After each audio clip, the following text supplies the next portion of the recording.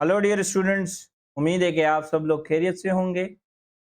आज के इस वीडियो लेक्चर के अंदर हम मैट्रिक फिजिक्स के एक और एक्सरसाइज को सॉल्व करने जा रहे हैं। ये एक्सरसाइज हमारे पास यूनिट नंबर 12 इलेक्ट्रोमैग्नेटिक स्पेक्ट्रम की है, जिसके अंदर आज इस वीडियो लेक्चर के अंदर हम सेक्शन एमसीक्यूज को क्लियर करेंगे। तो बगैर किसी टाइम वेस्ट किए हम अपने एमसीक्यूज पर आते हैं और इन्हें डिस्कस करते हैं।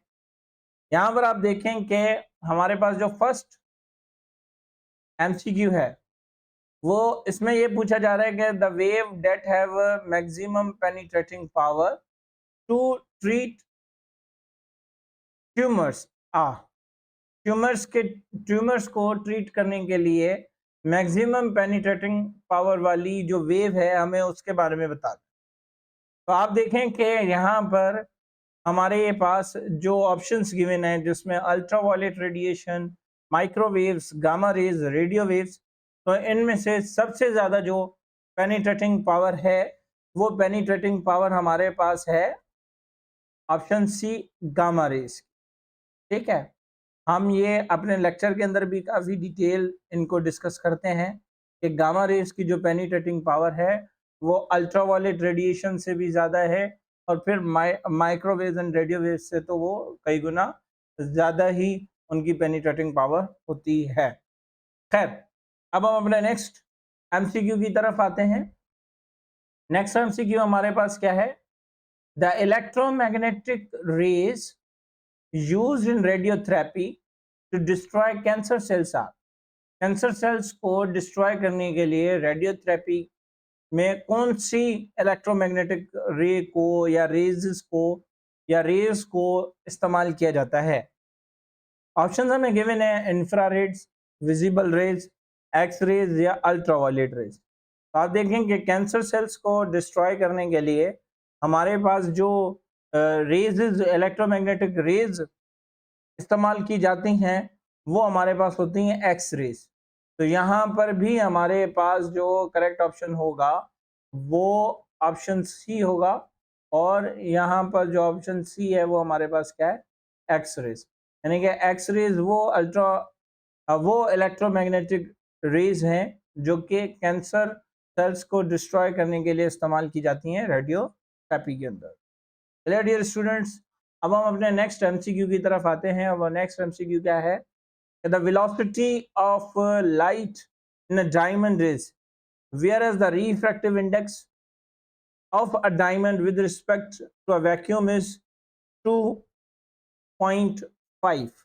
तो अब यहाँ पर आप देखें डियर स्टूडेंट्स कि हमारे पास हम एक फॉर्मूला पढ़ते हैं अपने लेक्चर्स के अंदर कि refractive index is equal to speed of light in vacuum.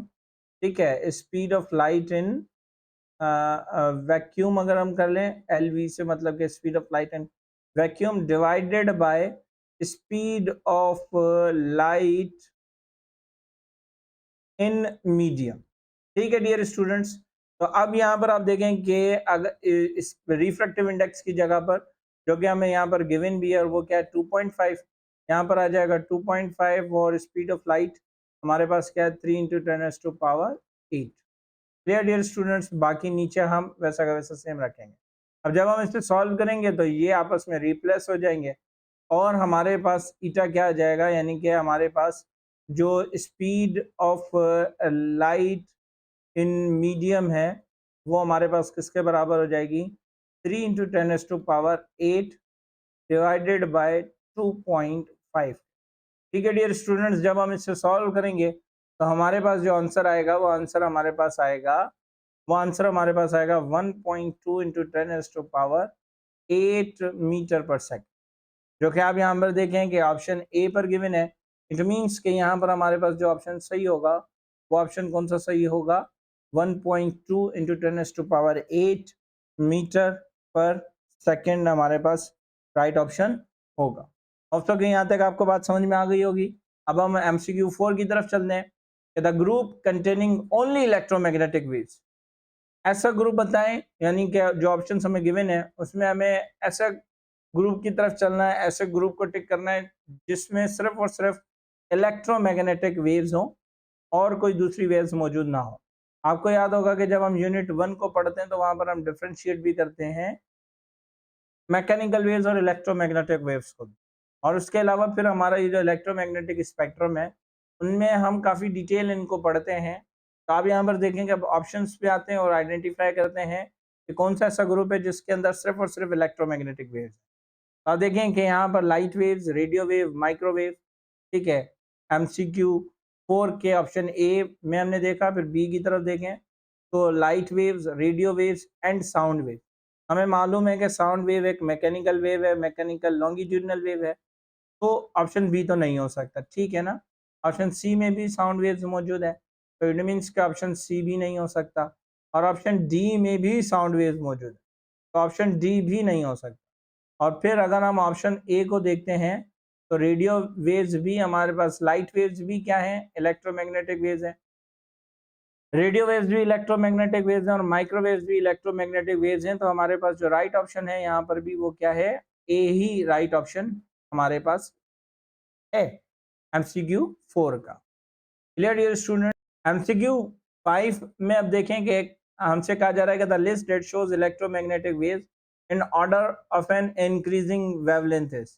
अब यहाँ पर हमें क्या बताना है, यहाँ पर हमें यही बताना है कि ऐसी वेवलेंथ हमें एक इलेक्ट्रोमैग्नेटिक वेव्स की ऐसी लिस्ट को आइडेंटिफाई करना है जिसकी वेवलेंथ इंक्रीज हो रही हो। क्लियर। अब वेवलेंथ इंक्रीज होने से क्या मुराद, पहले यहाँ पर आप कॉन्सेप्ट को जरा सा समझिएगा।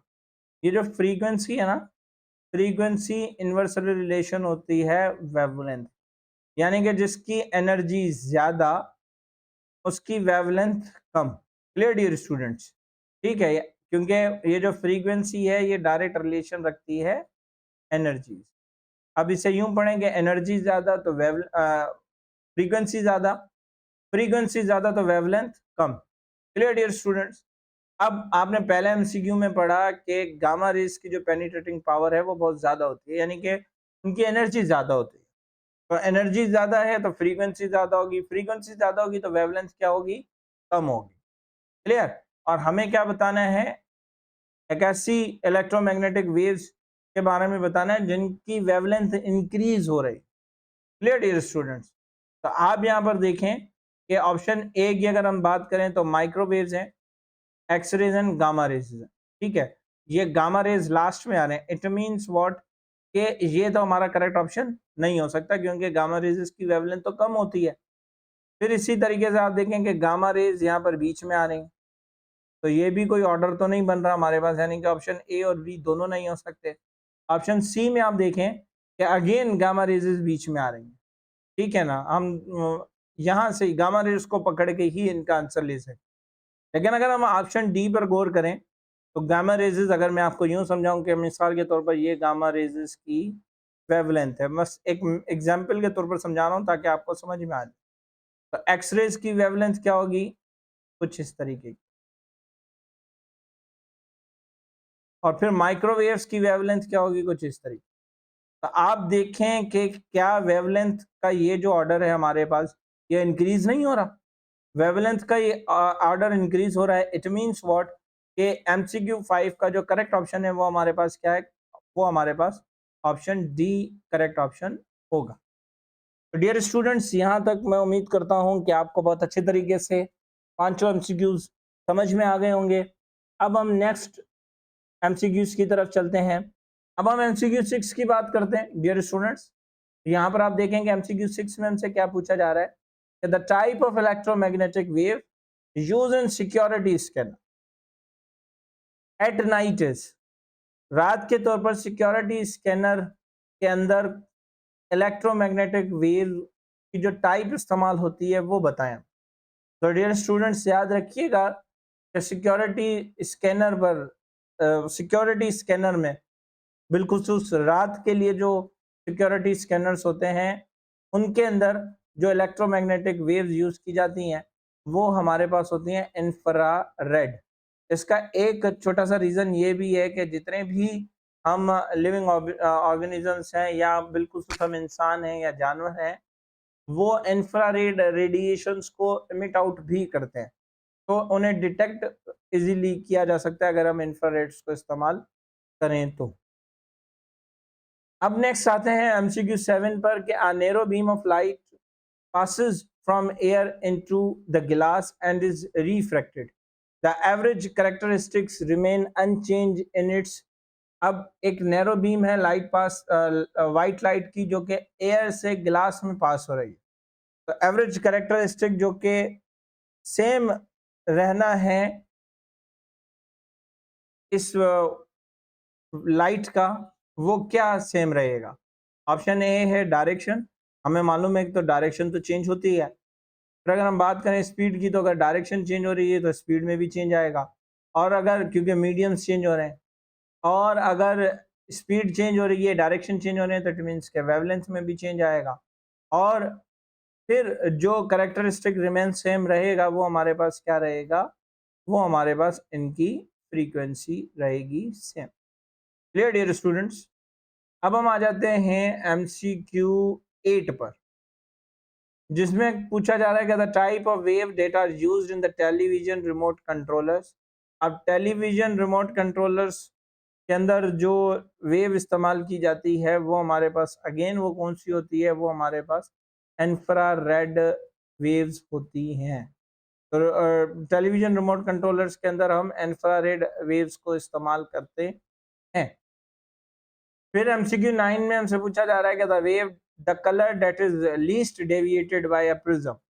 ऐसा कौन सा कलर है जो कि लीस्ट डेविएटेड होता है? अब आप देखें यहाँ पर, मान लेते हैं कि ये प्रिज्म है और यहाँ से व्हाइट लाइट आई, ठीक है, मैं WL लिख देता हूँ, व्हाइट लाइट आई, तो ये 7 कलर्स में स्प्लिट होता है। जो सबसे लीस्ट डेविएट होता है ना कलर, वो होता है रेड, ठीक है, और जब जो सबसे ज्यादा डेविएट होता है वो होता है वॉयलेट, और उसके बीच में फिर हमारे पास रिमेनिंग कलर्स आ जाते हैं, 5 रिमेनिंग कलर्स आ जाते हैं। तो जो लीस्ट डिविएटेड कलर होता है, वो लीस्ट डिविएटेड कलर कौन सा होता है? रेड कलर होता है। तो यहाँ पर जो करेक्ट ऑप्शन होगा वो क्या होगा? सी हमारे पास करेक्ट ऑप्शन होगा, जो कि होगा red ray. Clear dear students? फिर इसके बाद MCQ 10 है कि the optical phenomenon in which the splitting of white light into 7 distinct colours occur is called.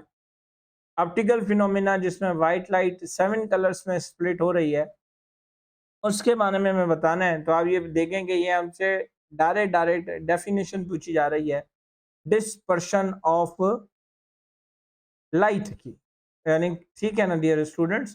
तो डिस्पर्शन में क्या होता है कि व्हाइट लाइट स्प्लिट होती है इनटू इट्स 7 कलर्स। तो यहाँ पर ऑप्शन जो है वो सी हमारे पास करेक्ट होगा। तो डियर स्टूडेंट्स, ये थे हमारे पास 10 MCQs एक्सरसाइज के, जिन्हें हमने डिटेल्ड यहाँ पर डिस्कस किया। होप्स हो कि ये लेक्चर आपको बहुत अच्छे तरीके से समझ में आ गया होगा। अगर आपको ये लेक्चर्स अच्छे तरीके से समझ में आ रहे हैं तो काइंडली चैनल को सब्सक्राइब ज़रूर कीजिएगा, और सब्सक्राइब के साथ साथ एक कमेंट भी ज़रूर कर दिया करें। आपके कमेंट्स हमारे लिए एक मोटिवेशन का काम भी करते हैं, और एक हमें बूस्ट भी मिलता है। ज़ाहिर सी बात है कि वीडियो को बनाना और फिर उसे अपलोड करना और आप स्टूडेंट्स तक पहुंचाना, ये एक अलग ही चैलेंजिंग टास्क होता है, और ये तभी मुमकिन हो पाता है जब आप स्टूडेंट्स की हमें भरपूर सपोर्ट होती है। तो काइंडली चैनल को सब्सक्राइब ज़रूर किया करें, चैनल पर एक छोटा सा कमेंट ज़रूर किया करें। ज़रूरी नहीं है कि आप जो वो अगर कमेंट कर रहे हैं तो वो पॉजिटिव ही होना चाहिए। अगर आप सजेशन देना चाह रहे हैं, या अगर कोई ऐसी बात जो आपको यहाँ पर समझ में नहीं आई है, तो वो भी आप पूछ सकते हैं। तो हम इस तरीके से एक म्यूचुअल बॉन्ड के थ्रू आगे बढ़ सकते हैं। तो मिलते हैं नेक्स्ट वीडियो में, तब तक के लिए अपना ख्याल रखिएगा।